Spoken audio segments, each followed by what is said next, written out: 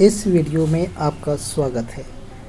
आज हम लोग इस वीडियो के माध्यम से आणविक द्रव्यमान और मोल संकल्पना मोल कॉन्सेप्ट के बारे में अध्ययन करेंगे। तो चलते हैं। हम जानते हैं कि कार्बन और ऑक्सीजन आपस में अभिक्रिया कर कार्बन डाइऑक्साइड अणु बनाते हैं। आणविक द्रव्यमान जब हम किसी पदार्थ का निकालते हैं तो किसी पदार्थ का आणविक द्रव्यमान उसके सभी संगठन परमाणुओं के द्रव्यमानों का योग होता है, अर्थात उसमें जो भी अभिक्रिया में भाग लेने वाले पदार्थ थे उसके परमाणु द्रव्यमान इकाई को U द्वारा सूचित किया जाता है। अब उदाहरण के माध्यम से हम लोग समझने का प्रयास करेंगे। जैसे यहाँ पर H2O एक अणु है, इसमें 2 हाइड्रोजन परमाणु हैं और एक ऑक्सीजन के परमाणु हैं। हाइड्रोजन का परमाणु द्रव्यमान 1 U होता है, जबकि ऑक्सीजन का परमाणु द्रव्यमान 16 U होता है, यानी कि यूनिट होता है। यहाँ पर 2 हाइड्रोजन हैं, इसलिए उन तीनों को मिलाकर जल का यानी H2O का आणविक द्रव्यमान जो है वह 18 U हो जाएगा। किस प्रकार से हुआ ये आपको समझ में आ रहा होगा। अब यदि हम सल्फ्यूरिक अम्ल की बात करेंगे जिसका आणविक द्रव्यमान निकालने के लिए बोला जाए तो हम किस प्रकार से निकालेंगे, इस वीडियो को पॉज कर आपसे निकालने की चेष्टा करें। अब देखते हैं। हाइड्रोजन के यहाँ पर 2 हैं परमाणु और सल्फर के यहाँ पर हैं 1 और ऑक्सीजन के यहाँ पर हैं 4। इन सभी को जोड़ा जाता है तो 98 यूनिट आता है। सूत्र द्रव्यमान इकाई यानी कि फॉर्मूला यूनिट मास क्या होता है। जब पदार्थ के संगठन आयन होते हैं तो हम आणविक द्रव्यमान की जगह पर इसका प्रयोग करते हैं।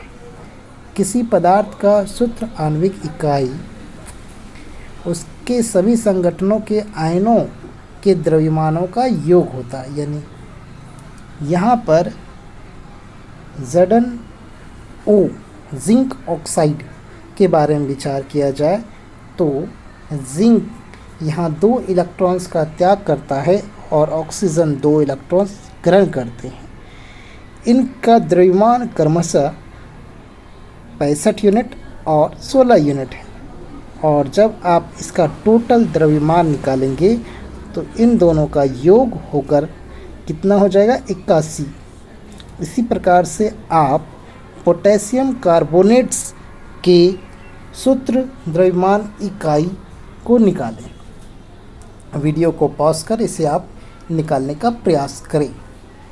जब आप इसका बारी बारी से निकालिएगा तो देखिएगा कि इन सभी का योग करके इनका 138 यूनिट आते हैं।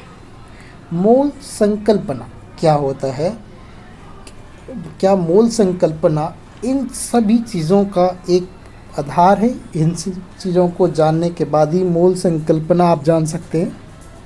किसी स्पेसीज यानी कि परमाणु, अणु, आयन या कण के 1 मोल में मात्राओं की वह संख्या है जो ग्राम में परमाणु या आणविक द्रव्यमान के बराबर होता है। अब यहाँ समझने का प्रयास करेंगे कि 1 मोल में हमेशा 6.022 × 10⁻23 क्या रहते हैं, परमाणु या अणु रहेंगे, जिसे आप एवोगाड्रो संख्या कहते हैं। एवोगाड्रो स्थिरांक कांस्टेंट या एवोगाड्रो नंबर सेम चीज़ है, जिसे N0 यहाँ पर सूचित किया जाता है। मान लीजिए कि 1 दर्जन में 12 केले होते हैं तो 1 मोल में किसी पदार्थ का जो परमाणु होगा वह कितना होगा, 6.022 × 10⁻23 अणु, परमाणु या आयन। इस आधार पर यह मेज़र किया गया कि कोई पदार्थ का जो द्रव्यमान है उसे मेज़र कर लिया गया, यानी कि द्रव्यमान के आधार पर किसी चीज़ को यह बतलाने की चेष्टा की गई कि उस पदार्थ में उसके कितने अणु, परमाणु या आयन उपस्थित होंगे।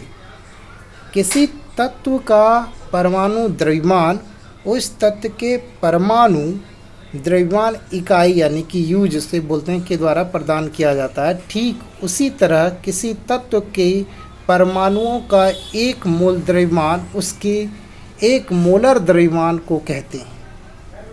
परमाणु द्रव्यमान का मान ही है, परंतु इसकी इकाई यू के जगह ग्राम में प्रयोग में लाई जाती है।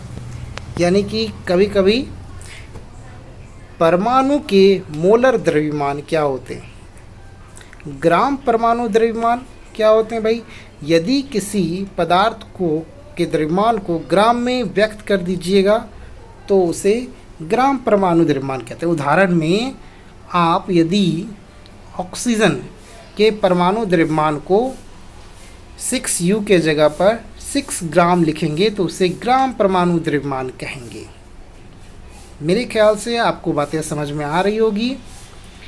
अगर यहाँ पर 18 ग्राम बराबर 1 मोल ऑक्सीजन अर्थात 6.022 इंटू 10⁻23 ऑक्सीजन परमाणु को रिप्रेजेंट कर रहा है।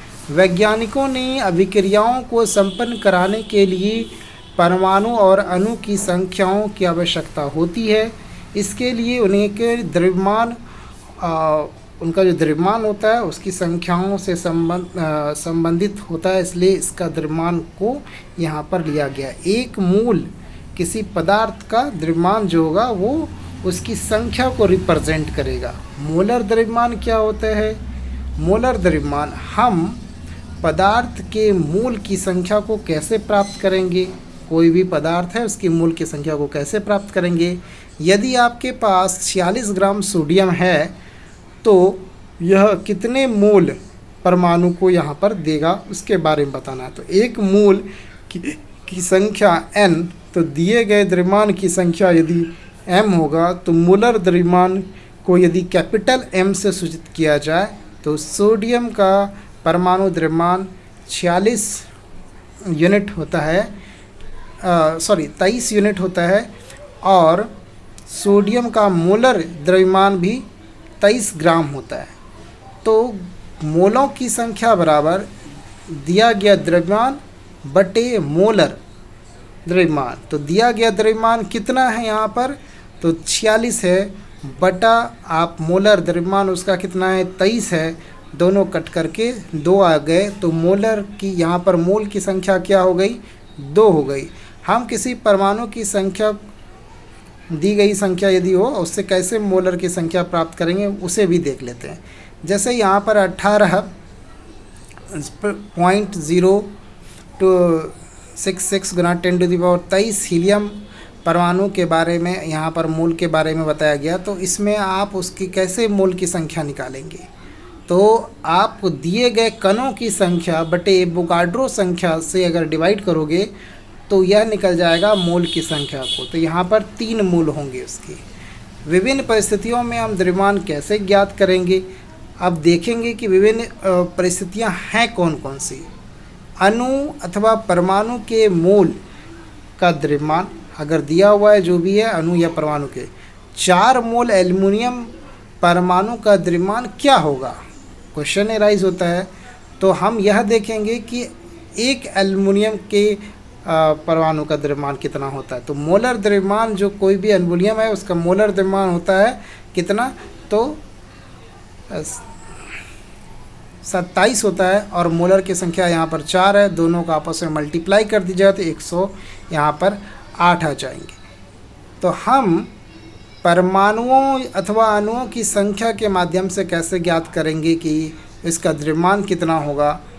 तो द्रव्यमान निकालने के लिए हम यह देखेंगे कि हम हमेशा यह जानते हैं कि 6.022 में जो है उसका जो भी द्रव्यमान है वो रहेगा। तो N2 के बारे में बोला गया है, तो N2 की संख्या दिए गए कणों की संख्या बटे एवोगाड्रो संख्या। तो दिया गया कितना है भाई, दिया गया यहाँ पर था जो भी भाग दिया हुआ था 12.44 दिया हुआ था, उसको आपने क्या किया तो यहाँ पर नंबर ऑफ मोल्स निकल गए। लेकिन नाइट्रोजन गैस में N2 अणु रहता है और जिसके 28 भार होंगे। तो यहाँ पर N = 2 है, तो M = क्या हो जाएगा, M × N, अर्थात 28 × 2। तो इसका जो भार होगा वह क्या हो जाएगा, 56 ग्राम हो जाएगा। इसके भार कितने हो जाएंगे, 56 ग्राम हो जाएंगे। तो इस प्रकार से आप न्यूमेरिकल्स, मोल कंसेप्ट के आधार पर न्यूमेरिकल्स भी बना सकते हो। आपको ये वीडियो कैसा लगा, आप ज़रूर लाइक, चैनल पर सब्सक्राइब कर दीजिएगा। तब तक के लिए धन्यवाद।